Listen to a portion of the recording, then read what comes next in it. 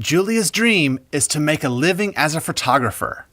In this dream, she takes amazing photos, people buy them, and their purchases fund her future work. But it's not that simple. Julia wants to publish some of her photos to help spread the word. But she's concerned because photos are easy to copy. She could lose control and not be able to make a living from her talent.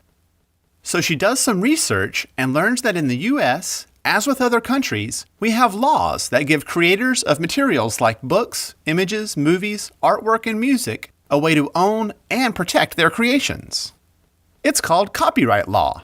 Owning the copyright means having the exclusive right to manage and sell the material. And she's surprised to find that when she creates photos, she owns the copyright to them automatically, without taking any other action, though she can always register them with the U.S. Copyright Office for good measure. She likes being covered by copyright law, but it limits her exposure because her permission is required for sharing a photo. She needs a way to make some of her photos more shareable. Her research leads her to Creative Commons, which is a set of licenses that she can use to make her copyrighted photos free for sharing. By licensing specific photos with a Creative Commons license, she doesn't have to approve each person's request for sharing, as long as a few simple rules are followed. She chooses a license that requires the user to provide attribution, or credit for her work, and to be used non-commercially. Using Creative Commons means she retains some rights, while her photos and name have the potential to be seen by many more people because they can be shared for free. After considering the options, Julia decides to license a few photos with Creative Commons and use copyright with all rights reserved for the rest of her portfolio because it will be important for her goals. So she adds copyright information, which includes the year the photo was first taken and her name wherever those photos appear. Across the country, Kelly needs a travel photo for his magazine article.